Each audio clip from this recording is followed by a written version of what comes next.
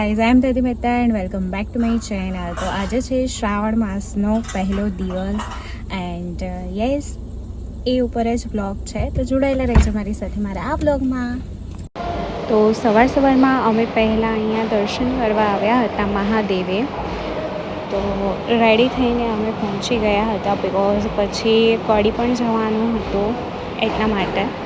તો અહીંયા હું પણ આવી ગઈ હતી દર્શન કરવા માટે એન્ડ આજે પહેલો દિવસ છે. સો અહીંયા બીલી ચડી રહી છે, પપ્પા પણ છે, બીલી ચડાવે છે. તો અમે દર્શન કર્યા, પ્રદક્ષિણા કરી મહાદેવની, અને બસ મહાદેવ બધાયનું ભલું કરે. એન્ડ મારા તો દિલની બહુ જ નજીક છે મહાદેવ. હું બહુ જ માનું છું મહાદેવને કે એ જે પણ કંઈ કરશે મારા જીવનમાં, જે બી ઉતાર ચઢાવ આવે, એ સુખ દુઃખ, એ સારા માટે જ હશે.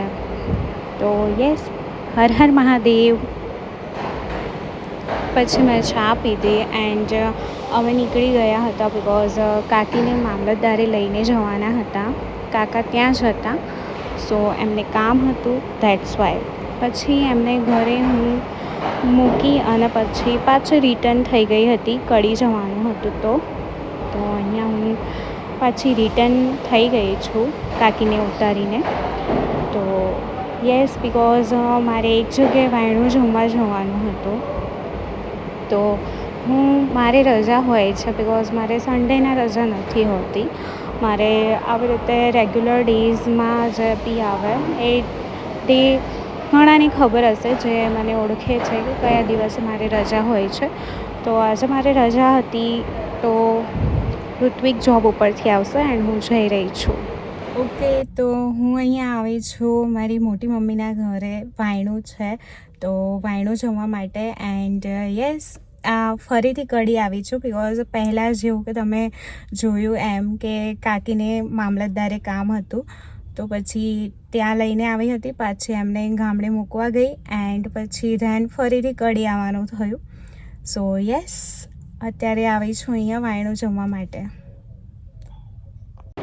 હું પહોંચી ગઈ હતી એન્ડ ઋત્વિક પણ જોબ ઉપરથી આવી ગયા હતા. પછી અમે જમવા બેસી ગયા હતા. જમવામાં હતું શાક, પૂરી, ખમણ, શ્રીખંડ, દાળ ભાત. તો અમે મોટી મમ્મીના ઘરેથી જમીને આવી ગયા હતા એન્ડ અહીંયા હું મારા ઘરે આવી છું નકશો, ધ્રુવી એન્ડ મમ્માને મળવા માટે. તો હવે હું મારી સાસરીએ જઈશ. બાય કહી દે નકુ, બાય. અને બધાને કે સબસ્ક્રાઈબ કરો દીદીની ચેનલને, સબસ્ક્રાઇબ કરો દીદીની ચેનલને, લાઈક પણ કરો, કમેન્ટ કરો મસ્ત મસ્ત, કમેન્ટ કરો હારા. હર હર મહાદેવ. હર હર મહાદેવ. ઓકે, તો ધોલું શું કરવાનું દીદીની ચેનલને? Subscribe, like, comment, share. Okay, bye. Har Har Mahadev. Bye. એ તો હું મારા ઘરેથી નીકળી ગઈ છું. અહીંયા હું મારા ગામડે પહોંચી ગઈ છું. ઓકે, સો હું પહોંચી ગઈ છું ઘરે, એટલે મારી સાસરીએ.